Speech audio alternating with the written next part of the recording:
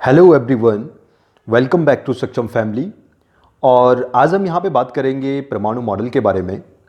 परमाणु model, as you know that कि model क्या होते हैं।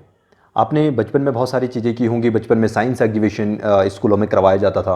हर किसी स्कूल में होता है, इवन छोटे से लेकर और बड़े से बड़े स्कूल में हर कहीं पे साइंस एग्जीबिशन होता है। तो साइंस एग्जीबिशन में क्या होता है, वहाँ पे कुछ मॉडल आपके साइंस से रिलेटेड कुछ मॉडल बनाए जाते हैं। मतलब एक एक्चुअल चीज़ को आप एक किसी मॉडल की फॉर्म में आप दिखाते हैं। जैसे बहुत सिंपल सी बात है, अगर आपने किसी को एक सोलर प्लांट को दिखाना तो सोलर प्लांट का आप एक छोटा सा मॉडल दिखाते हैं। एक सोलर प्लांट पूरा बना के नहीं दिखाते हैं, एक्चुअल में कुछ चीज़ और होती है।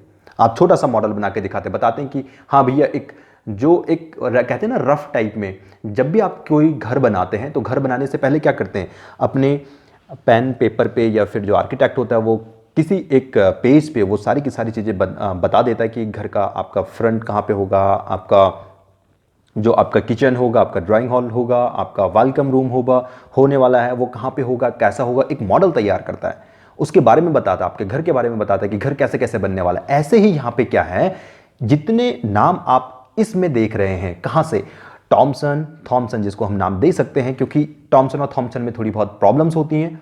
इंग्लिश में नाम था इसलिए किसी ने थॉमसन उसे लिख दिया, किसी ने टॉमसन उसे लिख दिया। तो टॉमसन थॉमसन दोनों एक ही नाम है, इसमें कंफ्यूज नहीं होना। तो जितने आप यहाँ पे नाम देख रहे हैं, Thomson, Rutherford, Niels Bohr, Chadwick, सॉन्डिकर एंड गोल्डस्टीन, ये सारे के सारे आपके साइंटिस्ट थे जिन्होंने क्या किया है, परमाणु से रिलेटेड अपने मॉडल दिए। परमाणु के बारे में जिन्होंने बेसिकली कुछ चीजें बताई हैं, है ना। ऐसा नहीं है कि एकदम से परमाणु के बारे में सबने बता दी। बहुत सारी रिसर्चें हुई हैं, बहुत सारी खोजें हुई हैं, बहुत लंबा टाइम लगा है इन सारी चीज़ों को ढूंढने में। तो हम सबसे पहले आप बात करते तो मॉडल आप समझ गए, मतलब परमाणु के बारे में अपनी अपनी राय रखना, अपने अपने विचार रखना, अपने उसके बारे में बताना है कि एक्चुअली परमाणु होता क्या है। तो अभी तक अगर मैं बात करूं कि आपने स्टार्टिंग क्लास से लेकर अभी तक क्या सीखा है, आपने स्टार्टिंग क्लास से सीखा है कि कोई भी जो पदार्थ होता है वो किससे मिलकर बनता है। कोई भी जो पदार्थ होता है वो आपके परमाणु से मिलकर बनता है। और परमाणु क्या होते हैं, सूक्ष्म कण होता है, छोटा से छोटा कण होता है किसी भी पदार्थ का। लाखों करोड़ों परमाणु मिलकर क्या बनाते हैं, किसी भी पदार्थ का निर्माण करते हैं। जब भी मैं परमाणु की बात करता हूं तो आपने क्या जाना, इससे लास्ट वाली क्लास में आपको याद होगा तो हमने जाना था कि जो परमाणु था इसके बारे में या इसका नाम किसने दिया था। इसका नाम दिया था आपके जॉन डाल्टन ने। तो जॉन डाल्टन ने आपके परमाणु का नाम दिया था। उन्होंने परमाणु के बारे में बताया उन्होंने परमाणु के बारे में कि परमाणु एक अविभाज्य कण है, परमाणु एक अलौकिक है, आइडेंटिकल है। मतलब किसी भी तत्व में जितने परमाणु होते हैं वो सारे के सारे सेम होते हैं, वो कोई अलग नहीं होता है। परमाणु मिलकर आपस में यौगिक बनाते हैं। तो उन्होंने क्या किया, उन्होंने केवल परमाणु के बारे में बताया। जैसे हम कहीं चले जाते हैं, आपको लेट सपोज कोई नई स्पीसीज मिल गई, कोई एक नई जाति का आदमी मिल गया। नई जाति समझते, मतलब आदिवासी आदमी हो सकता है, या फिर कोई नई डिफरेंट काइंड ऑफ एनिमल्स की कुछ स्पीसीज आपको मिल सकती हैं। तो आप पहले क्या बताते हैं, उस स्पीसीज के बारे में बताते हैं, हाँ मुझे कुछ दिखा।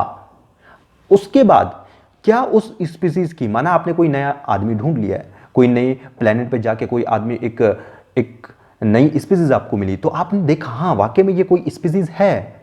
वो स्पीसीज खाती क्या है, वो स्पीसीज पहनती क्या है, उसका कल्चर क्या है, उसका मैं कहूं तो वो उनकी रूटीन उसका बेसिकली क्या है, उसके अंदर की बातें।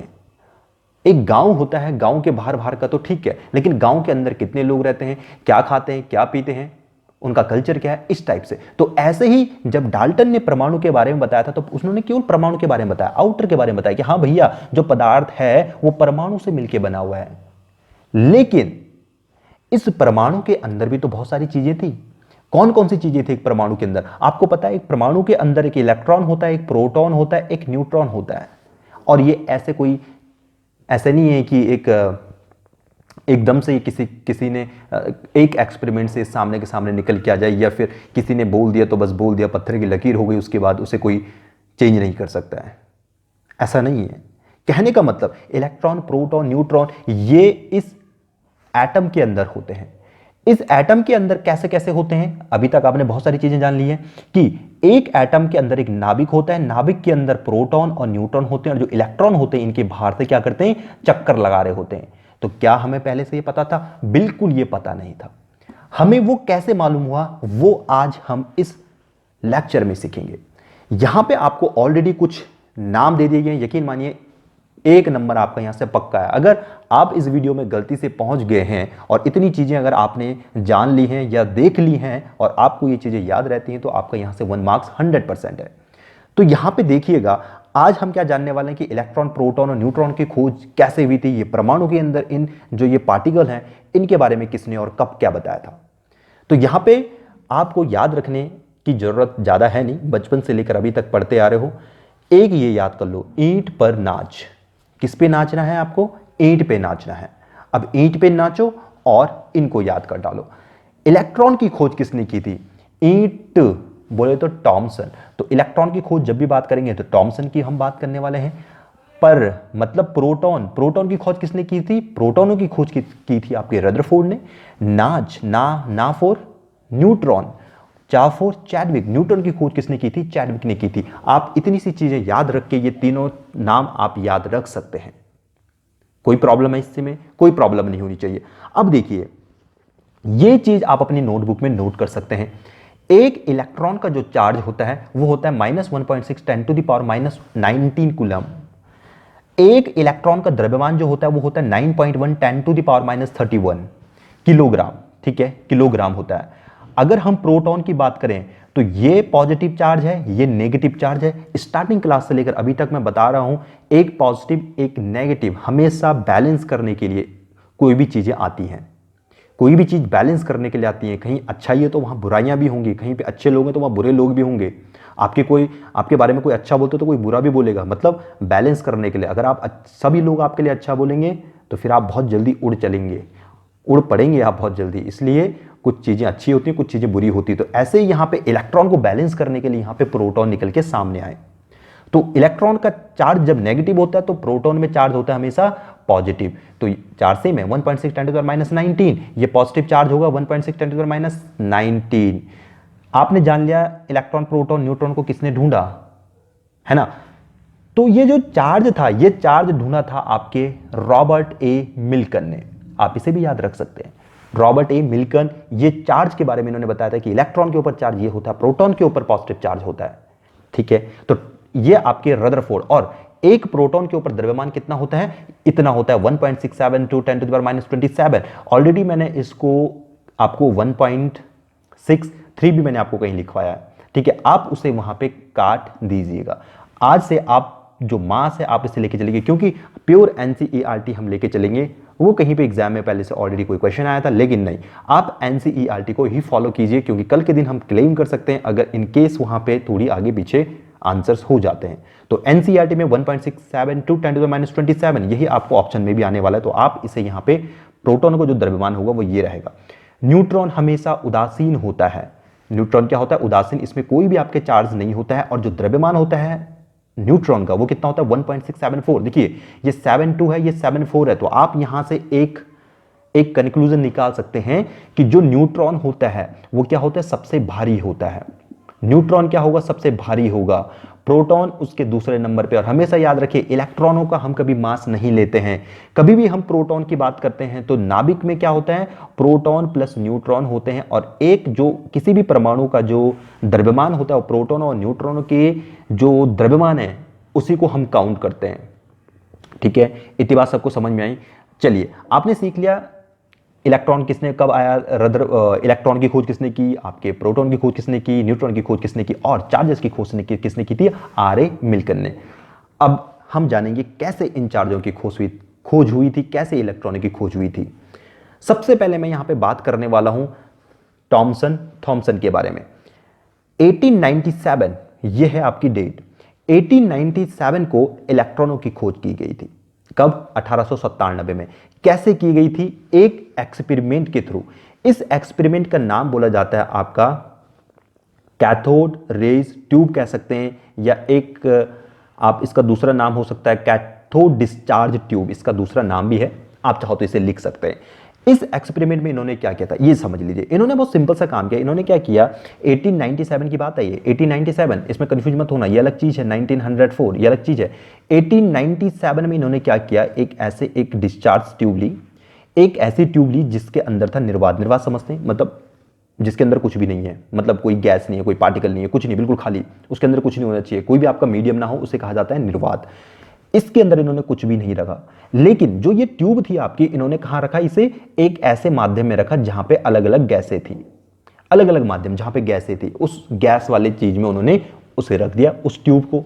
और इस ट्यूब के साथ इन्होंने क्या किया? इन्होंने पीछे से दी इलेक्ट्रिसिटी, इलेक्ट्रिसिटी प्रोवाइड कराई इन्होंने। एक को पॉजिटिव टर्मिनल दे दिया, एक को नेगेटिव टर्मिनल दे दिया। जैसे इन्होंने एक को पॉजिटिव टर्मिनल दिया, एक को नेगेटिव टर्मिनल दिया, और डिफरेंट डिफरेंट गैसेज में इन्होंने यहां पे इस ट्यूब को रखा। यहां पे क्या देखते हैं, ये देखो, ये वाला नेगेटिव टर्मिनल होगा, ये वाला मेरा पॉजिटिव टर्मिनल होगा। इस नेगेटिव टर्मिनल से इस तरफ कुछ आपकी रेज निकल के जा रही थी, जिसे हमने कहा कि भैया ये हरे रंग का कोई प्रकाश है। कहां से? आपके यहां से, नेगेटिव से आपके पॉजिटिव की तरफ। तो इन्होंने क्या देखा कि देखो भैया, कि बोला कुछ गैसेज हैं, गैसेज हैं, गैसेज मतलब देखो बाहर से गैसेज थी, गैसेज में इन्होंने इसे रखा, तो यहां पे क्या हो गया? यहां पे आपकी डिस्चार्ज हो गया। और देखो केमिस्ट्री अगर आपको याद होगी तो केमिस्ट्री में आपको ये क्या बताया था, क्या बताया गया था आपको? जो प्लाज्मा फॉर्म होती है, याद है? देखो मैं कनेक्ट करने की कोशिश करूंगा। प्लाज्मा फॉर्म क्या होती है? जब आप इलेक्ट्रिसिटी प्रोवाइड कराते हैं किसी गैस के मीडियम को, या कहीं गैस को हाई इलेक्ट्रिसिटी देते हैं, या आप गैसेस को गर्म करते हैं, उसे टेम्परेचर प्रोवाइड करते हैं, तो यहां पे इल्यूमिनेशन होता है। इल्यूमिनेशन मतलब प्रकाश होता है, यही था प्लाज्मा। आप बल्ब के जो भी घरों में जो बल्ब जलते हैं वो कैसे जलते हैं?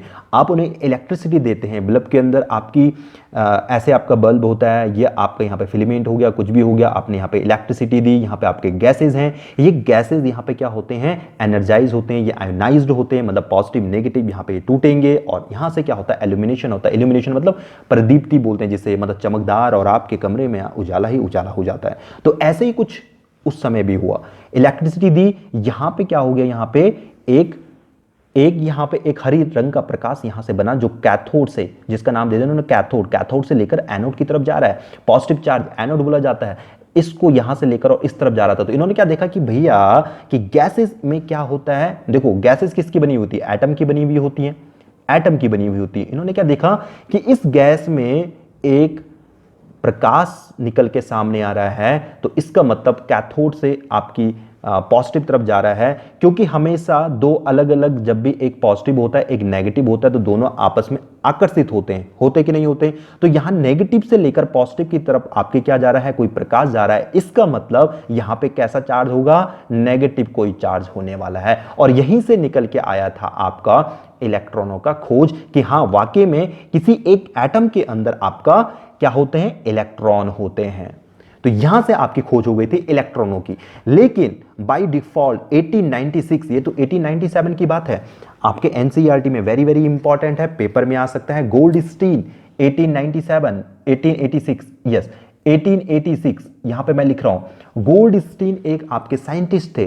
देखो अभी यहां याद रखना, 1897 में आपका इलेक्ट्रॉन आ गया, लेकिन 1886 में आपके प्रोटॉनों के बारे में बता दिया गया था। प्रोटॉन मतलब आपका पॉजिटिव चार्ज के बारे में बताया गया था। मैं इसको P प्लस लिख रहा हूं, वैसे P प्लस मुझे लिखना नहीं चाहिए, मैं P प्लस इसलिए लिख रहा हूं क्योंकि आपके पास एक नेगेटिव चार्ज मिल गया था और एक आपके पास पॉजिटिव चार्ज मिल गया था। इन्होंने यहां पे एक अल्फा रेस के बारे में बताया, जिसमें इन्होंने बताया कि भैया जो कण होते हैं उनमें पॉजिटिव चार्ज होता है। अब देखो कोई भी कण है, कण मतलब भैया प्रोटॉनों का बना होगा, प्रोटॉनों का बना होगा, तो उसमें क्या है? उन्होंने बताया कि पॉजिटिव चार्ज होता है। इलेक्ट्रॉनों के बारे में तब तक पता नहीं था, केवल पॉजिटिव चार्ज के बारे में पता था। गोल्डस्टीन ने बताया था पॉजिटिव के बारे में, पॉजिटिव चार्जेस के बारे में। लेकिन इसी चीज को रदरफोर्ड ने बाद में प्रोटॉन नाम दे दिया। क्योंकि देखो हम क्या कहते हैं कि प्रोटॉनों की जो खोज की थी वो किसने की थी? रदरफोर्ड ने की थी, यही तो कहते हैं हम, यही कहते हैं, यही सुना है आपने। लेकिन प्रोटॉन का नाम इन्होंने दिया था। हम क्या कहते हैं? प्रोटॉन में पॉजिटिव चार्जेस होते हैं, प्लस चार्जेस होता है। लेकिन याद रखिए प्लस चार्जेस तो पहले ही गोल्डस्टीन ने ढूंढ लिया था, लेकिन नाम किसने दिया था? रदरफोर्ड ने दिया था कि इसका नाम भैया आपका प्रोटॉन होगा।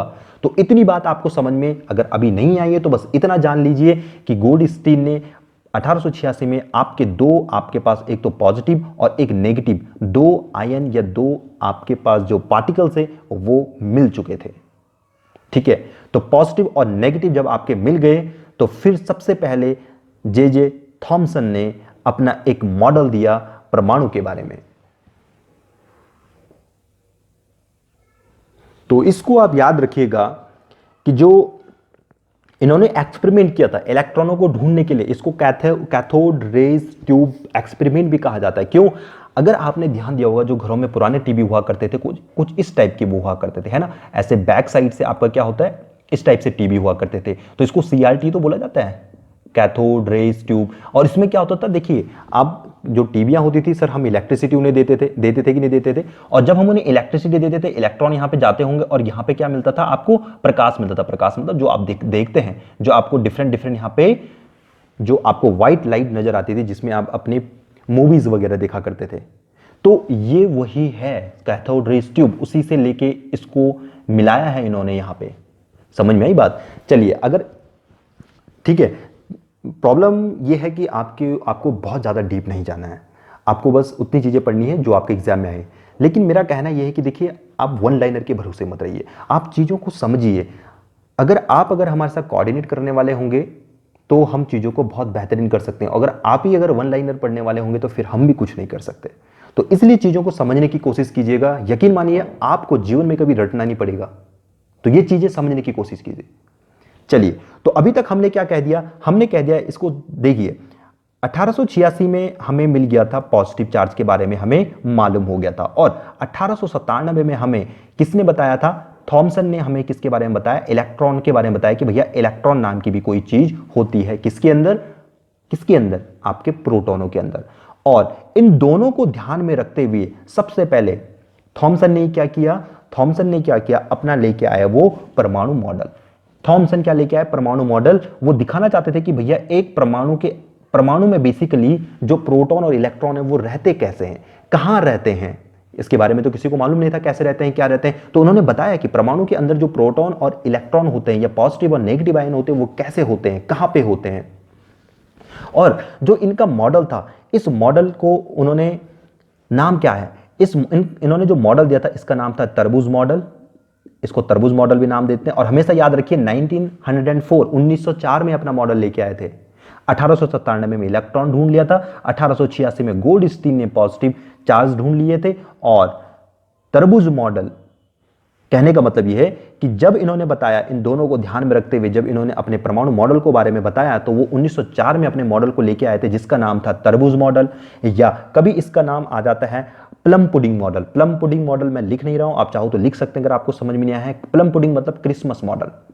क्रिसमस का जैसा पेड़ होता है, क्रिसमस आप यहां पे लिख सकते हैं, क्रिसमस। और एक इसका नाम और आप लिख सकते हैं यहां पे, एक रेजिन मॉडल। रेजिन मॉडल मतलब मैं किसमिस लिख रहा हूं, क्योंकि आप सभी लोग हिंदी मीडियम वाले हैं तो समझने में कोई प्रॉब्लम नहीं होगी। तो रेजिन मॉडल, रेजिन तो अभी सबको पता होगा। रेजिन किसको बोला जाता है हिंदी में? आपको किसमिस को रेजिन बोला जाता है। तो बेसिकली ये 3 नाम आते हैं कभी कभार पेपर में, जो अक्सर आपसे पूछ लिए जाते हैं। तो तरबूज मॉडल, क्रिसमस मॉडल, इसका नाम क्या है? बहुत सिंपल सी बात है। इन्होंने क्या कही, भैया देखो परमाणु बोला कैसा है, परमाणु एक अति सूक्ष्म गोलाकार होता है, ऐसे कुछ बोला परमाणु होता है। ठीक, इस गोलाकार में क्या होता है, यहां पे बोला जैसे तरबूज होता है। तरबूज आप सभी को मालूम होगा, कुछ बहुत सारे आपके पास यहाँ पे ऐसे, मैं ऐसे बना देता हूं। तरबूज कैसा होता है? अंदर से आपके रेड सा होता है, ऐसे कुछ तरबूज होता है। तो इन्होंने कहा भैया देखो परमाणु क्या है, एक गोलाकार है, एक विद्युत उदासीन कण है। विद्युत उदासीन समझते हैं? देखो इलेक्ट्रिसिटी होती है इसमें, नहीं होती है ना, इलेक्ट्रिसिटी इसमें नहीं होती है, विद्युत उदासीन कण है। और जो बोला आपके पॉजिटिव और नेगेटिव चार्जेस होते हैं, वो क्या होते हैं आपके, जो ये लाल वाला सिरा आपको दिख रहा है, ये तो धनावेशित होता है, बोला धनावेशित। ठीक है, लाल वाला सिरा जैसे तरबूज होता है, तरबूज में सारे जो अंदर का जो लाल वाला पार्ट होता है उसको बोल दिया उन्होंने धनावेशित। और बोला जो आपको यहां पे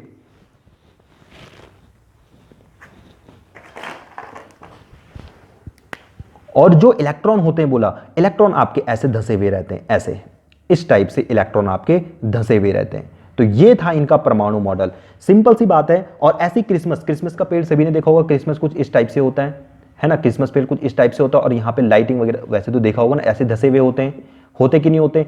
ऐसे अगर आपने कभी किशमिश देखा तो माना किशमिश देखो ऐसे मैंने बना दिया और किशमिश के अंदर बहुत सारे ऐसे बीजेस होते हैं, तो इस टाइप, इसलिए इसका नाम कभी तरबूज मॉडल, किशमिश मॉडल और रेजिन मॉडल भी हम इसे नाम दे देते हैं। तो बहुत सिंपल सी बात है, इन्होंने कहा भैया एक जैसे तरबूज की तरह बोला, जैसे तरबूज होता है जो आपका लाल वाला पार्ट होता है, जो रेड वाला पार्ट होता है, उसे बोला उन्होंने वहां पे धनावेशित कण होते हैं जिसको मैंने नाम दे दिया कि भैया प्रोटॉन होते हैं, बोला वो पूरे, और जो उसके अंदर जो बीज होते हैं, किसके अंदर, तरबूज के अंदर बीज होते हैं ना, वो बीज बोला ऐसे हैं जैसे हमारे क्या होते हैं, इलेक्ट्रॉन होते हैं। तो इलेक्ट्रॉन बोले तो ये ऐसे इलेक्ट्रॉन उसमें धसे हुए होते हैं बीज की तरह। तो ये इन्होंने मॉडल दिया। लेकिन अब देखिए यहां पे प्रॉब्लम क्या आई, यहां पे प्रॉब्लम क्या आई कि बोला हमेशा जब पॉजिटिव और नेगेटिव होता है तो ये क्या हो जाते हैं, उदासीन हो जाते हैं। उदासीन होंगे कि नहीं होंगे, उदासीन मतलब एक दूसरे को काटेंगे ना कि नहीं काटेंगे। अरे भैया अभी मैंने आपको इससे पहले बताया था 1.6 10⁻⁻19 एक प्रोटॉन के ऊपर चार्ज होता है, ये पॉजिटिव चार्ज है, और इसमें नेगेटिव चार्ज 1.6 10⁻⁻19 ये एक इलेक्ट्रॉन के ऊपर चार्ज होता है। ये प्लस माइनस आपस में कटेंगे या नहीं कटेंगे, बिल्कुल कटेंगे। तो आपका जो ये परमाणु मॉडल है वो हो जाता है अनस्टेबल।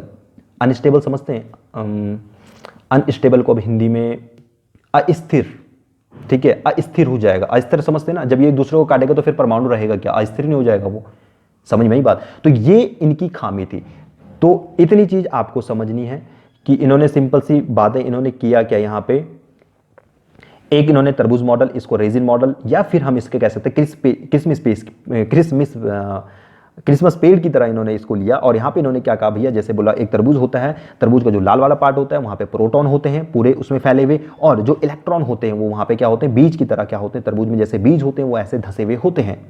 ठीक है, इन्होंने ये परमाणु मॉडल के बारे में बताया। लेकिन प्रॉब्लम ये हुई जब इनसे लोगों ने पूछा कि भैया जब एक पॉजिटिव और नेगेटिव आप बता रहे हो, बोला इस टाइप से रहते, तो बोला ये तो काट लेंगे एक दूसरे को, ये तो बोला उदासीन हो जाएगा, ये तो बोला ये क्या हो जाएगा, एक दूसरे को काटने के बाद ये अनस्टेबल हो जाएगा। इसलिए जो ये मॉडल था इसको खारिज कर दिया गया।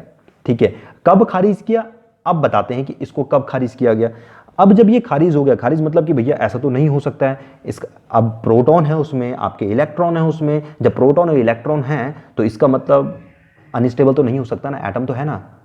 तो इसका मतलब इस टाइप से तो यहाँ पे इसकी जो परमाणु का जो संरचना है वो तो ये नहीं हो सकती है। उसके बाद यहाँ पे आते हैं रदरफोर्ड, एक नए और वैज्ञानिक आए जिनका नाम था रदरफोर्ड, और इन्होंने 1911 में एक एक्सपेरिमेंट किया। देखो समझते जाइएगा, सीरीज एक स्टेप बाय स्टेप हम चीजों को समझ रहे हैं। 1911 में रदरफोर्ड ने एक एक्सपेरिमेंट किया, और इस एक्सपेरिमेंट का नाम क्या था, इस एक्सपेरिमेंट का नाम था, इसको इंग्लिश में बोला जाता है गोल्ड फॉयल एक्सपेरिमेंट, इसे नाम दे देते हैं, या फिर हम इसके सिंपल नाम देंगे इसमें, सोने की पन्नी के ऊपर इन्होंने एक्सपेरिमेंट किया। देखिए ये क्वेश्चन आता है कि जो सोने की पन्नी में नाम दे रहा हूं, ठीक है। तो इन्होंने आपके पास पेपर में इस टाइप से क्वेश्चन पूछे जाते हैं बेसिकली कि सोने की पन्नी के ऊपर एक्सपेरिमेंट किसने किया, या गोल्ड फॉइल भी डायरेक्टली कभी क्वेश्चन पूछ लिया जाता है। तो इस टाइप के क्वेश्चन आपके पास पूछ लिए जाएंगे। यहां पे क्वेश्चन नहीं पूछा जाता कि क्रिसमस मॉडल किसने दिया, या फिर रेजिन मॉडल किसने दिया, तरबूज मॉडल किसने दिया, तो वो आप यहां पे लिख सकते हैं, कोई प्रॉब्लम आपको नहीं होनी चाहिए। ठीक है, तो अब हम बात करेंगे सोने की पन्नी में कैसे इन्होंने एक्सपेरिमेंट किया। इन्होंने सिंपली क्या की, एक सोने की पन्नी ली, एक ऐसी पन्नी जिसमें कितने थे, 1000 एटम थे। 1000 एटम समझते, मतलब 1000 परमाणु। अब इन्होंने, अब देखो बहुत सारे बोल रहे सर 1000 परमाणु कैसे पता चला हुआ इन्होंने कि 1000 परमाणु लिए, तो बहुत सिंपल सी बात है, सोने की पन्नी ली इन्होंने, माना एक सोने की पन्नी आपकी ऐसे है, ये माना आपकी सोने की पन्नी है, ठीक है, ये सोने की पन्नी है। इस सोने की पन्नी के पर स्क्वायर के हिसाब से, मतलब छोटा छोटा इन्होंने पार्ट कर दिया, इस हिसाब से इन्होंने निकाल दिया कि लगभग इसमें 1000 एटम रहे होंगे। आपको मालूम होना चाहिए कि जो एक परमाणु होता है, जो एक परमाणु होता है, देखो अभी चलिए मैं इसको बता रहा हूं, लेकिन वैसे भी जो एक परमाणु होता है ये आपका माना परमाणु है, परमाणु का ये नाभिक होता है। देखो ये भी इंपॉर्टेंट क्वेश्चन है, ठीक है, इसको भी आप नोट कर लेना। तो जो परमाणु की त्रिज्या होती है, परमाणु की त्रिज्या मतलब यहां 20 से लेकर और यहां तक का पार्ट, देखो ये आपका एक परमाणु है, ठीक है, और ये आपका उसका नाभिक हो गया। तो इस 20 से लेकर और यहां तक की जो त्रिज्या होती है किसी परमाणु की, वो कितनी होती है, वो होती है आपकी 10⁻⁻8 सेंटीमीटर, ठीक है। और सिंपल अगर मैं बात करूं नाभिक की त्रिज्या की, नाभिक की त्रिज्या क्या होगी, देखो यहां से यहां तक आपकी नाभिक की त्रिज्या, ये नाभिक की त्रिज्या है, ये वाली, ये यहां से यहां तक। तो जो नाभिक की त्रिज्या होती है वो होती है आपकी 10⁻12 सेंटीमीटर। देखो पेपर में यही पूछा जाता है। और प्रॉब्लम कहां होती है कि अक्सर बच्चे सोचते हैं कि 10⁻8 छोटा है। अब बोलेंगे ना नाभिक है, सबको मालूम है कि परमाणु के अंदर नाभिक होता है, तो बच्चों को लगता है कि नाभिक है तो मतलब छोटा है, तो अक्सर बच्चे क्या मार के आ जाते हैं, 10⁻8 मार के आ जाते हैं। तो आपको मालूम होना चाहिए कि जो 10⁻8 है वो बड़ा होता है, 10⁻12 छोटा होता है। संख्या रेखा तो सभी ने पढ़ी होगी ना। अच्छा देखिए 1/10⁸ मतलब 10 के ये 8 जीरो लगा दो यहाँ पे ऐसे, और एक में ऐसे आप अपनी 12 जीरो लगा दो। बताओ छोटा कितना आएगा। चलो एक सिंपल सी बात लेता हूं, मैंने 1/10 लिखा और 1 मैंने 100 लिखा, ठीक है। तो 1/10 कितना आता है 0.1, 1/100 कितना आएगा 0.01। तो छोटा कौन है, छोटा ये ना भाई, 0.01 छोटा है, ठीक है। तो याद रखिएगा, इंपॉर्टेंट क्वेश्चन है इसलिए बता रहा हूं। तो इन्होंने क्या किया, बहुत सिंपल सी बात है कि एक सोने की पन्नी ले ली। अब मैं सोने की पन्नी को ऐसे ना बना करके, मैं सोने की पन्नी कुछ ऐसे बना रहा हूं सो दैट कि आपको चीजें समझ में आ जाए। ये है सोने की पन्नी माना, ठीक। अब इस सोने की पन्नी में इन्होंने क्या किया कि भैया एटम है, छोटे छोटे एटम होंगे इस सोने की पन्नी में, ऐसे कुछ एटम होंगे, जाहिर सी बात है कुछ यहाँ पे एटम होने चाहिए क्योंकि एटम से मिलकर ये बना हुआ है। चलिए अब इस सोने की पन्नी में इन्होंने क्या किया, यहाँ पे एक अल्फा पार्टिकल लिया, अल्फा कण बोला जाता है, इन्होंने अल्फा कणों की इसमें बमबारी कराई। अब सर ये अल्फा कण क्या होते हैं, अल्फा कण आपके वो कण होते हैं जिसमें आपके क्या होंगे, अल्फा कण वो कण होते हैं जिसमें आपके 2 प्रोटॉन होते हैं और उसमें 2 न्यूट्रॉन होते हैं। क्या बोला मैंने, 2 प्रोटॉन और 2 न्यूट्रॉन वाले कणों को बोला जाता है अल्फा कण। और याद रखिए जो हीलियम होता है, हीलियम में क्या होता है आपका 2 4 होता है, मतलब हीलियम में 2 प्रोटॉन होते हैं और 2 न्यूट्रॉन होते हैं। तो इसलिए इसको क्या बोला जाता है कि हीलियम कणों की उन्होंने बेसिकली बमबारी करवाई। क्लियर है, 2 प्रोटॉन और 2 न्यूट्रॉन जिसमें होते हैं वो थे अपने अल्फा कण, और इन अल्फा कण में बेसिकली क्या है, वो मेरा हीलियम ही है, हीलियम है वो। तो इन्होंने क्या किया, हीलियम की यहां पे क्या करवाई, हीलियम की यहां पे बमबारी करवाई। बमबारी करने का मतलब यहां से पास करवाया कुछ इस टाइप से किरणों को। अब इन्होंने यहां पे हीलियम की बमबारी यहां पे करवाई। चलिए अब जब इन्होंने यहां पे हीलियम की बमबारी करवाई तो इन्होंने क्या देखा भैया कि कुछ जो चीजें थी, कुछ जो कण थे वो तो सामने बराबर निकल लिए, कुछ ऐसे किरणें थी वो तो फटाफट से निकल लिए आगे की तरफ, लेकिन कुछ कण क्या थे आपके, देखो ये बमबारी हो रही है यहां पे, ये वापस बोला यहां से इस डायरेक्शन में आ गए, यहां से गए और यहां से वापस आ गए, ठीक। कुछ कण क्या हो रहे थे यहां पे डेविएट हो रहे थे, डेविएट समझते हैं अपने मार्ग से विचलित होना, कि जैसे माना ये कुछ ऐसे चल रहे हों, इसको इस टाइप से बनाते हैं, जैसे ये ऐसे चल रहे हों इस टाइप से और यहां से विचलित हो जाए अपने मार्ग से कुछ इस टाइप से, या मैंने कुछ इसको ऐसे बनाया और ये यहां से विचलित होकर कुछ ऐसे चले जाए। तो यहां पे आपको 3 चीजें नजर आ रही है। क्या 3 चीजें नजर आ रही है, कुछ कण तो सीधे चले गए, देखो सीधे चले गए, बिल्कुल आर पार हो गए, मतलब मैं यहां पे इसको ऐसे ही बना दूं, देखो कुछ कण सीधे आर पार चले गए, कुछ तो आपके सीधे चले गए, कुछ कण क्या हो रहे हैं आपके इनमें विक्षेपण हो रहा है, या विक्षेपित मैं बोल सकता हूं कि कुछ अपने मार्ग से विक्षेपित हो रहे हैं, कुछ कण आपके वापस आ रहे हैं, कुछ कण क्या आ रहे हैं आपके वापस आ रहे हैं। तो फिर इन्होंने क्या किया, और इसमें आप एक और लिख सकते हैं, कुछ कण यहां पे क्या हो रहे हैं, कुछ कण आपके डिसॉल्व हो रहे हैं, मतलब लिख लो यहां पे कुछ कण खत्म भी हो रहे हैं, खत्म हो रहे हैं, कुछ कण सीधे चले जा रहे हैं, कुछ कण विक्षेपित हो रहे हैं, कुछ वापस आ रहे हैं, कुछ खत्म हो रहे हैं। देखिए यहां पे इन कणों को देखिए, एक तो कुछ तो सीधे चले गए, कुछ आपके डेविएट हो गए, देखो यहां से ऊपर की तरफ चले गए, कुछ यहां पे आपके डेविएट हो गए, और कुछ यहां पे आने के बाद आपके खत्म हो रहे हैं, जैसे मैंने यहां पे इधर लिया है और खत्म करते हैं इन कणों को।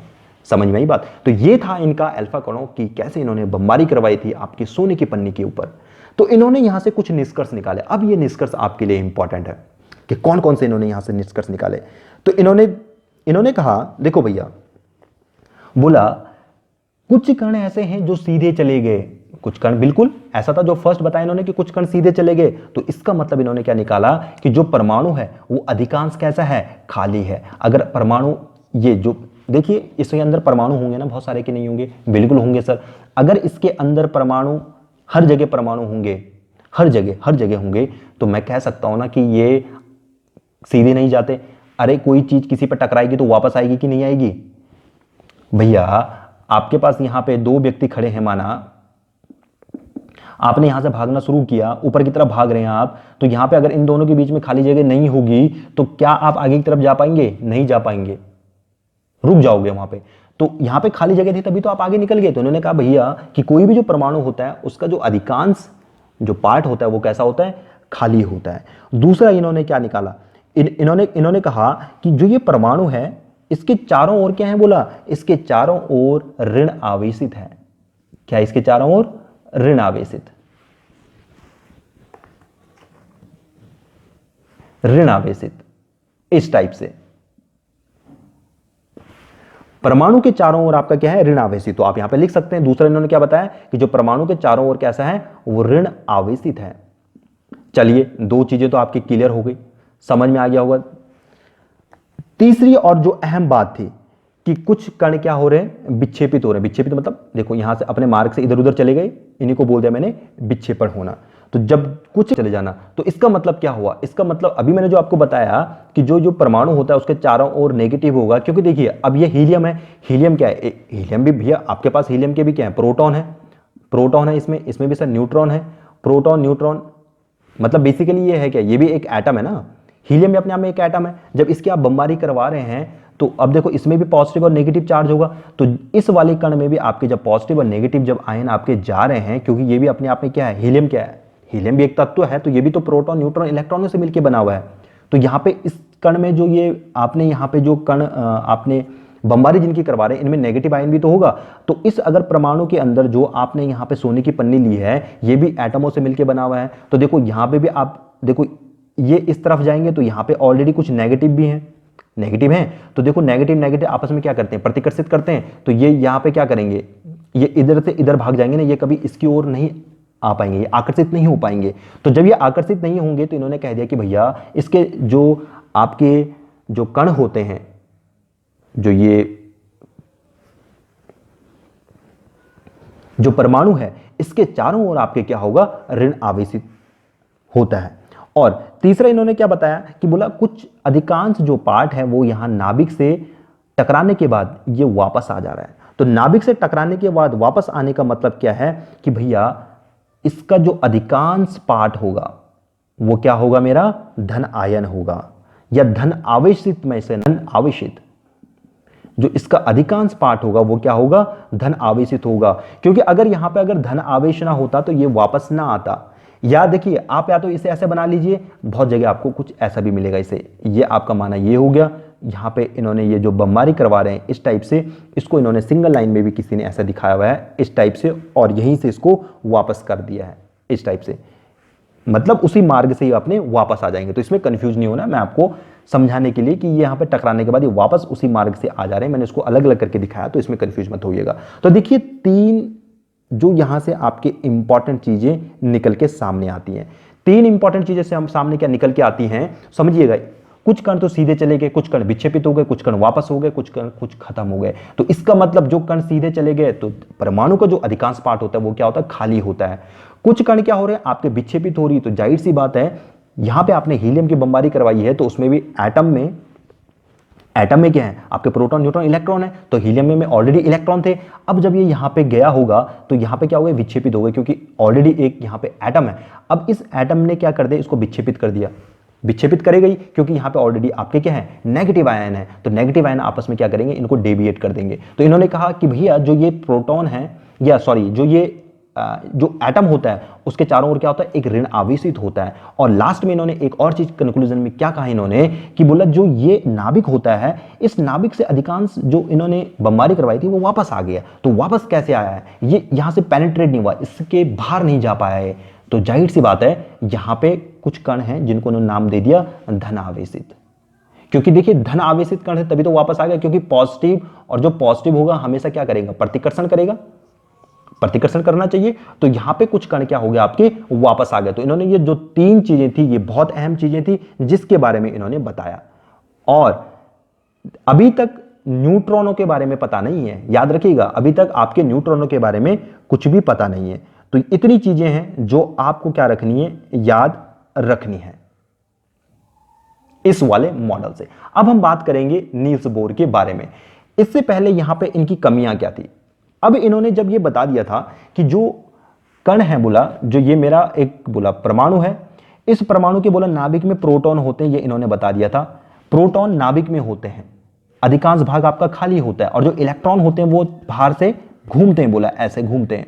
तो इनसे क्वेश्चन पूछा गया कि चलो ठीक है भैया, आप कह रहे हैं कि इलेक्ट्रॉन बाहर से घूमते हैं, लेकिन ये बोला कब तक घूमेंगे। इलेक्ट्रॉन बाहर से घूमने का मतलब ये है कि माना आपका इलेक्ट्रॉन यहां पे घूम रहा है, ये इलेक्ट्रॉन घूमेगा। अगर आप किसी एक वृत्ताकार पथ पर चक्कर मार रहे हैं, आपने यहां से भागना शुरू किया, तो क्या आपकी कभी ना कभी एनर्जी तो खत्म होगी, आप तो थकोगे ना। तो ये कैसे बोला इसमें चक्कर लगा सकता है, बोला ठीक है एक चक्कर लगाया, दो चक्कर लगाया, तो ऐसे लगाएगा चक्कर, ऐसे चक्कर लगाएगा, लेकिन धीरे धीरे अपनी एनर्जी लूज करेगा, इसकी एनर्जी खत्म होती जाएगी, बेचारे की एनर्जी खत्म होती जाएगी, खत्म होती जाएगी, और एक टाइम ऐसा आएगा कि ये परमाणु के नाभिक में गिर जाएगा, ये प्रोटॉन के ऊपर गिर जाएगा। गिरेगा कि नहीं गिरेगा, तो इसके लिए इनके पास कोई एक्सप्लेनेशन नहीं था, क्योंकि अब इलेक्ट्रॉन जब बाहर से घूम रहे हैं तो आपको पता होना चाहिए, एक्सेलरेशन आपने पढ़ा है, त्वरण, वेग में परिवर्तन की दर को त्वरण कहते हैं। क्योंकि कोई भी जो चीज होती है वृत्तामार्ग पथ पर जो गति करती है, ये वृत्तामार्ग पथ पर गति कर रही है, तो यहां पे ये इस तरफ चले जाना चाहिए इलेक्ट्रॉन, या तो इलेक्ट्रॉन इस तरफ चले जाना चाहिए, इसको एक्सेलरेशन मिल रहा है ना। एक्सेलरेशन मतलब इसको पीछे से पुश करने के लिए कुछ ना कुछ चाहिए होगा ना। तो ये ऐसे क्या पीछे से कौन इसे पुश कर रहा है, कोई ना कोई तो पुश करना चाहिए। तो इसके पास इनका कोई जवाब नहीं था। देखो एक चीज तो ये थी कि हाँ इनकी एनर्जी खत्म हो जाएगी, लेकिन दूसरी चीज भी समझिएगा। दूसरी चीज क्या है, देखिए अब इलेक्ट्रॉन है, अब बोला इलेक्ट्रॉन जब बाहर घूम रहे हैं तो अब इलेक्ट्रॉन बहुत सारे होंगे। अब जब इलेक्ट्रॉन घूम रहे हैं तो यहाँ पे क्या है, ये नेगेटिव, ये भी नेगेटिव, तो ये नेगेटिव नेगेटिव तो आपस में क्या होंगे, प्रतिकर्षण होंगे ना, एक दूसरे से दूर जाएंगे। अब जब एक दूसरे से दूर जाएंगे तो घूमेंगे कैसे, अब या तो ये इधर ही जा रहा होगा या तो इधर ही जा रहा होगा, ये तो न्यूट्रल मींस ये तो लॉक हो जाएगा। लॉक कंडीशन समझते हैं, जब कोई चीज है, माना कोई मशीन है, ये मशीन है आपके पास, ठीक है, ये इसको इस तरफ घुमाएगा और ये इसको इस तरफ घुमाएगा, क्योंकि अब दोनों एक ही डायरेक्शन में तो आएंगे ना, तो ये लॉक हो जाएगा ना। यहाँ पे लॉक क्यों नहीं हो जाएगा, क्योंकि इसको एक ही डायरेक्शन में चलना चाहिए अभी, लेकिन जब दोनों प्रतिकर्षित करेंगे, ये देखिए ये इस तरफ, ये इस तरफ है ना, ठीक है, तो ये इस चक्कर में क्या हो जाएगा, आपका लॉक हो जाएगा, तो ये घूम ही नहीं पाएंगे। तो ये भी आपके पास दो चीजें थी। तो मेन चीज बेसिकली क्या है कि इनकी क्या होती है, आपकी जो एनर्जी होती है, अगर ये घूम रहे हैं तो वो एनर्जी खत्म हो जाएगी, और एनर्जी खत्म हो जाएगी तो फिर इलेक्ट्रॉन, तो फिर परमाणु अपने आप अनस्टेबल हो गया, तो इलेक्ट्रॉन तो यहां पता ही नहीं चल रहा कि इलेक्ट्रॉन कैसे हैं। तो यहां से एक चीज अहम बात तो पता चल गई थी कि ठीक है भैया, जो प्रोटॉन है वो तो नाभिक में रहते हैं, लेकिन इलेक्ट्रॉन अब कैसे रहते हैं। तो इसको समझाने के लिए हमारे पास आए उसके बाद नील्स बोर, और नील्स बोर ने अपने परमाणु मॉडल दिया उन्होंने, फिर उन्होंने बताया कि परमाणु क्या होता है, और वो सारी चीजें उन्होंने ध्यान में रखी जो ऑलरेडी थॉमसन और रदरफोर्ड ने बता दी थी। और फाइनली यहां पे नील्स बोर आते हैं, और नील्स बोर बताते हैं कि जो इलेक्ट्रॉन होते हैं वो किस तरह से किसी एक परमाणु के अंदर आपके रखे हुए होते हैं, या किस टाइप से उनकी व्यवस्था होती है। तो इन्होंने बहुत सिंपल सी बात की, इन्होंने कहा भैया देखो ठीक है, जो चीजें आपने बोली है वो बहुत अच्छी बात है। इन्होंने कहा कि ठीक है, आपने बताया कि जो परमाणु है एक गोलाकार कण होता है, ये बताया इन्होंने, और आपने कहा बोला कि यहाँ पे एक नाभिक होता है जिसको इन्होंने न्यूक्लियस नाम दिया, जहां पे क्या होता है, प्रोटॉन होता है, ठीक है। बोला ये सारी की सारी चीजें ठीक हैं, लेकिन प्रॉब्लम ये है कि जो आप इलेक्ट्रॉन बता रहे थे कि जो इलेक्ट्रॉन घूमते हैं ये ऐसे इसके बाहर से घूमते हैं, चक्कर लगाते रहते हैं। बोला इलेक्ट्रॉन ऐसे चक्कर नहीं लगाते हैं, इलेक्ट्रॉन क्या करते हैं, इलेक्ट्रॉन अपनी कक्षाओं में चक्कर लगाते हैं। इनकी बोला एक व्यवस्था होती है, यहाँ पे कुछ ऐसी व्यवस्थाएं होती हैं, प्रोटॉन के बाहर से कुछ व्यवस्थाएं होंगी। ये इन्होंने इनके कुछ बता दिए कि बोला जो इलेक्ट्रॉन होते हैं कुछ ऐसे कक्षाओं में चक्कर लगाते हैं जिनकी जो एनर्जी लेवल होती है, जो ऊर्जा कक्ष जो हम जिसे कह सकते हैं, बोला वो फिक्स होता है, और इन कक्षाओं को उन्होंने कुछ नाम दे दिया। क्या नाम दिया इन्होंने, जैसे इनको जो अंदर वाला नाम है इसको मैंने नहीं दिया के, इसको नाम दे दिया एल, इसका नाम दे दिया एम, और इसका नाम दे दिया एल। कहने का मतलब इन्होंने कुछ नाम दे दिया के, एल, एम, एन, ये कुछ बोला कक्षाएं हैं। इन कक्षाओं में जो आपके इलेक्ट्रॉन होते हैं वो कुछ एक फिक्स एनर्जी लेवल से गतिमान होते हैं या गति करते हैं, और जब इनकी फिक्स एनर्जी हो जाती है इसलिए ये कभी गिरते नहीं है या इनकी एनर्जी खत्म नहीं होती। जब एनर्जी हमने फिक्स कर दी तो वो कैसे गिर सकता है, ठीक है। अब बात ये आ रही थी कि ठीक है आपने कह दिया कि इलेक्ट्रॉन ये घूमते हैं, लेकिन कितने घूमते हैं, तो इन्होंने इसके लिए एक नियम दिया। इन्होंने नियम क्या दिया, इन्होंने नियम दिया कि जो इलेक्ट्रॉनिक की एक कक्षा में, जैसे मैंने कह दिया एक के कक्षा, एल कक्षा, एम कक्षा, एन कक्षा, इस कक्षा में अधिकतम आपके जो इलेक्ट्रॉनों को आप डालोगे, बोला इस फॉर्मूले से डालोगे 2n² से। अगर हम इस पहली कक्षा की बात करें तो पहली कक्षा मतलब n = 1 में, n = 1, मैं k बराबर की बात कर रहा हूं, k वाली कक्षा में n की वैल्यू 1 डाल के रखिएगा, तो 1 डालोगे आप यहाँ पे तो 2 आएगा। n वाली कक्षा में कितनी आएगा, जब n की वैल्यू आप 2 पुट करेंगे यहाँ पे तो ये कितना आ जाएगा 8। ऐसे ही अगर आप L वाले में डालेंगे तो N की वैल्यू आप पुट करिएगा 3 और यहां पे कितना आ जाएगा आपका 18। ऐसे ही आप अगर M वाले में सेल में डालोगे, M वाली कक्षा में आप डालोगे तो N की वैल्यू आप 4 पुट करेंगे और यहां पे आ जाएगा आपका 32। तो इस टाइप से आपके जो इलेक्ट्रॉन होते हैं वो किसी एक प्रोटॉनों के बाहर से चक्कर लगाते हैं। तो जो ये पहले वाला है, ये प्रोटॉनों के अंदर जो सबसे पहले वाला जो एक सेल है जो K वाली, इसमें अधिकतम आपके 2 न्यूट्रॉन आ सकते हैं, सॉरी इलेक्ट्रॉन आ सकते हैं। जो L कक्षा है इसमें 8 इलेक्ट्रॉन आपके हो सकते हैं, जो M होंगे उसमें 18 हो सकते हैं, जो N होंगे उसमें 32 हो सकते हैं। इससे आपके कम नहीं, ज्यादा नहीं। हर एक कक्षा इन्होंने फिक्स कर दी, इसमें 2 ही हो पाएंगे, इसमें 8 ही हो पाएंगे, इसमें 18 हो पाएंगे और इसमें 32 हो पाएंगे। जैसे जैसे ये दूर होता चला जाएगा वैसे वैसे ये बढ़ते चले जाएंगे। और इन्होंने बता दिया कि इनको जो आपकी ये पहला लेवल है, ये प्रथम हो गया, ये द्वितीय हो गया, ये तृतीय हो गया, ये चतुर्थ हो गया। मतलब इन्होंने इस स्तर की बात कर दी। और ये जो जितनी चीजें आपने देखी हैं इसको इन्होंने नाम दे दिया कि बोला ये क्या है, इलेक्ट्रॉनिक विन्यास के बारे में इन्होंने बताया।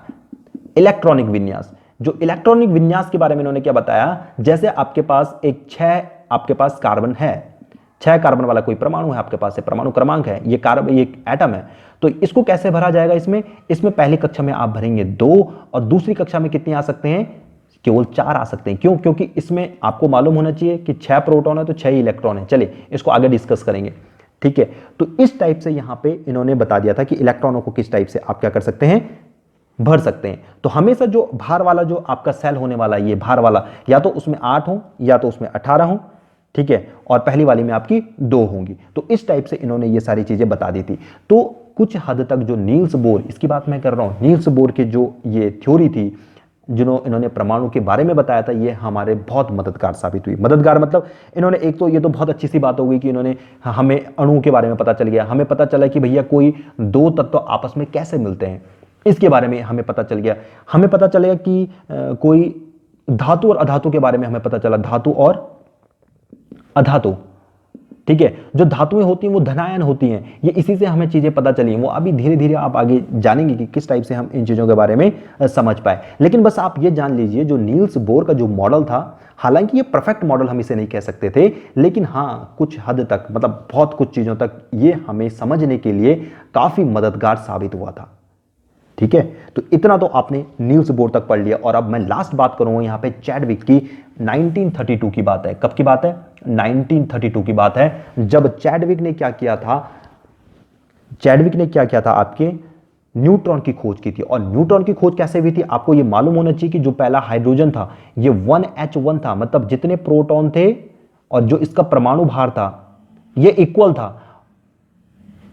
देखिए, प्रोटॉन प्लस न्यूट्रॉन जब ये आपस में मिलते हैं तो क्या बनाते हैं, ये परमाणु भार।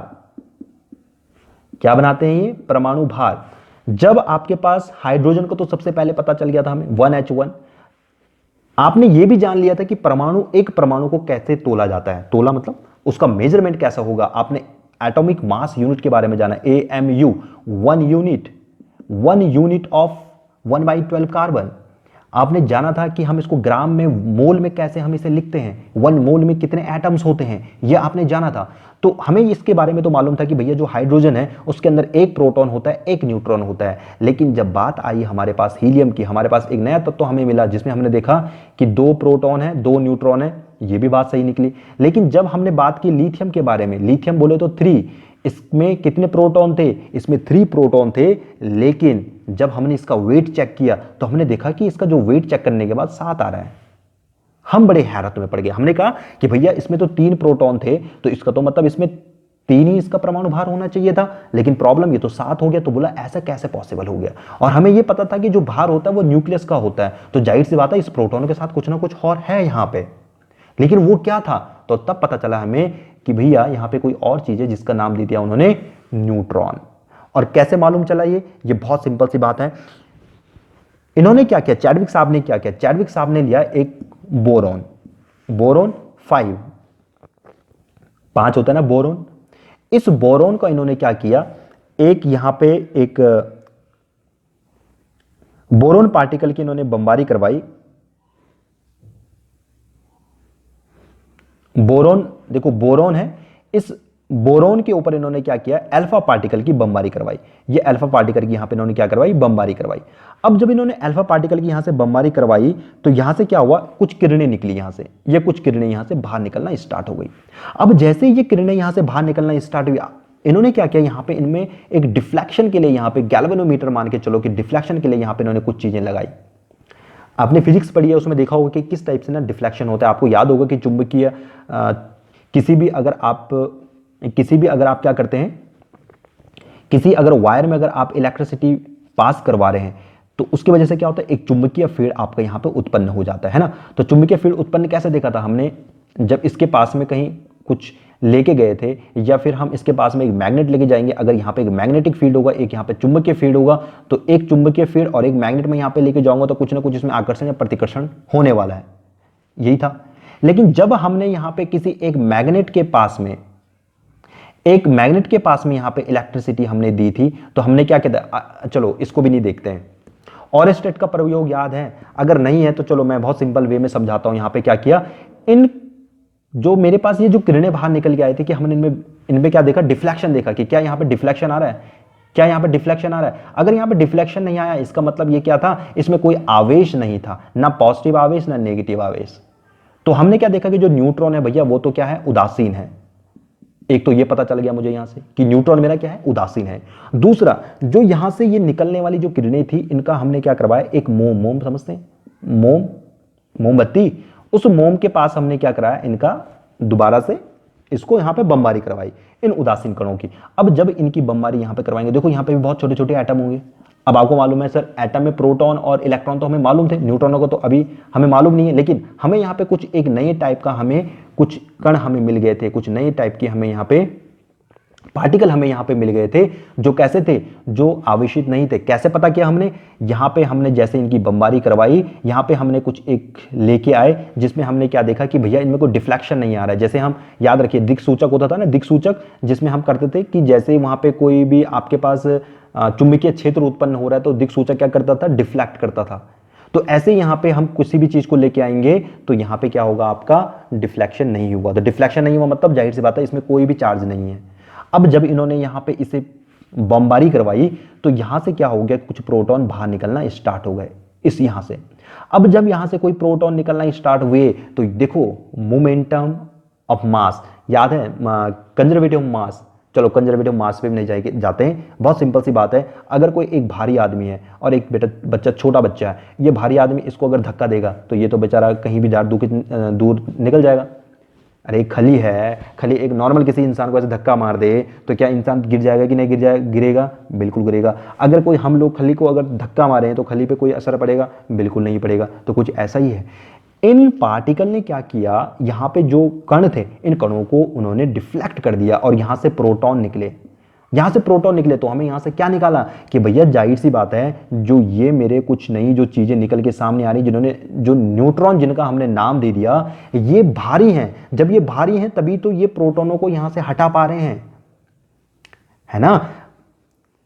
अगर ये भारी ना होते तो ये प्रोटॉनों को नहीं हटा पाते। अरे पत्थर से किसी दूसरे पत्थर को मारोगे तो हटेगी नहीं कोई चीजें। कंचे भी कभी बचपन में खेले होंगे, कंचे से दूसरे कंचे पे मारा होगा तो कंचा हट जाता है, ऐसा होता है कि नहीं होता है। तो कुछ इसी टाइप से ये सारी चीजें थी और हमें पता चला कि जो न्यूट्रॉन होता है वो क्या होता है, सबसे भारी होता है। न्यूट्रॉन क्या होता है, सबसे भारी, उसका जो द्रव्यमान है वो सबसे भारी होता है। और इस टाइप से एक परमाणु मॉडल को हमने समझाया था और ये था आपका Goldstein, Thomson, Rutherford, Niels Bohr and Chadwick. और यहां से हमें प्रोटॉन, न्यूट्रॉन, इलेक्ट्रॉन के बारे में पूर्ण जानकारी पता चली, जो आज तक हम पढ़ते आ रहे हैं। देखो 1932 की बात है, कहां से, 1886 से हम जानकारी प्राप्त कर रहे थे और 1932, और ऐसे नहीं कि अभी खत्म हो गया, अभी भी एक्सपेरिमेंट और साइंटिस्ट इसमें काम कर ही रहे हैं। सॉन्डिकर इनका नाम है, आपका पूरा इरविन सॉन्डिगर इनका कुछ नाम है पूरा।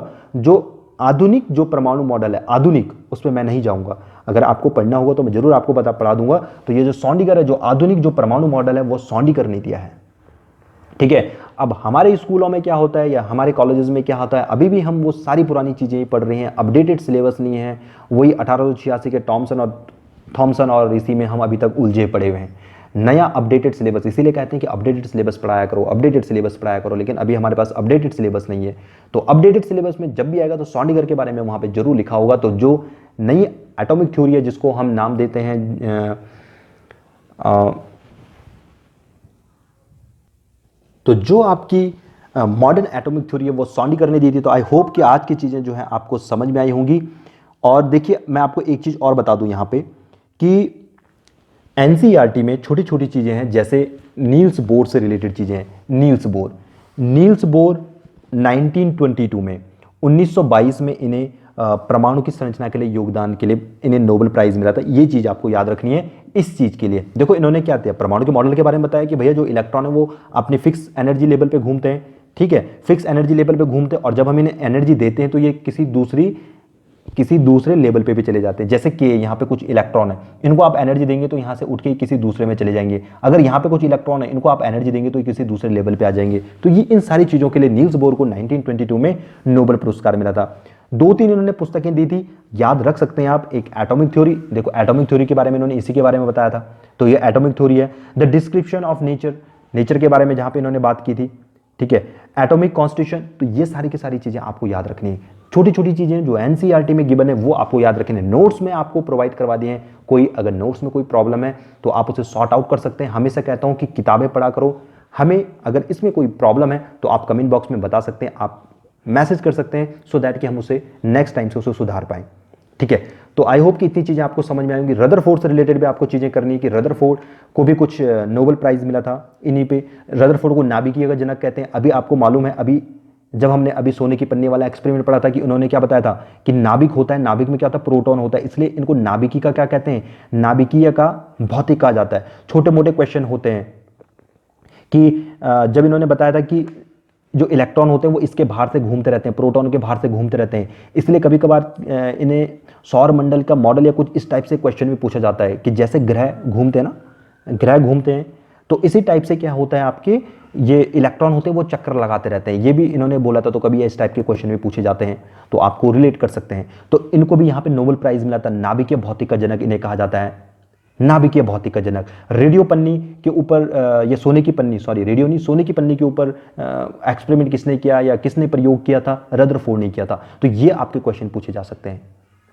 1906 में 1906 में इन्हें भी नोबेल प्राइज मिला था। देखो थॉमसन को 1906 में मिला, 1904 में इन्होंने एक्सपेरिमेंट किया था, अपना मॉडल दिया था, 1906 में इन्हें नोबेल प्राइज मिला। 1911 में सोने की पन्नी के ऊपर इन्होंने एक्सपेरिमेंट किया था, और इनसे पहले भले इन्हें 1908 में इन्हें क्या मिला था, इन्हें नोबेल प्राइज मिल गया था।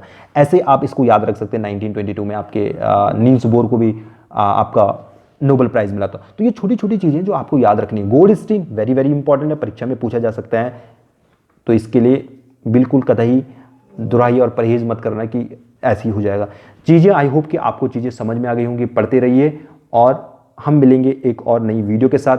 तब तक के लिए bye bye, take care and thank you.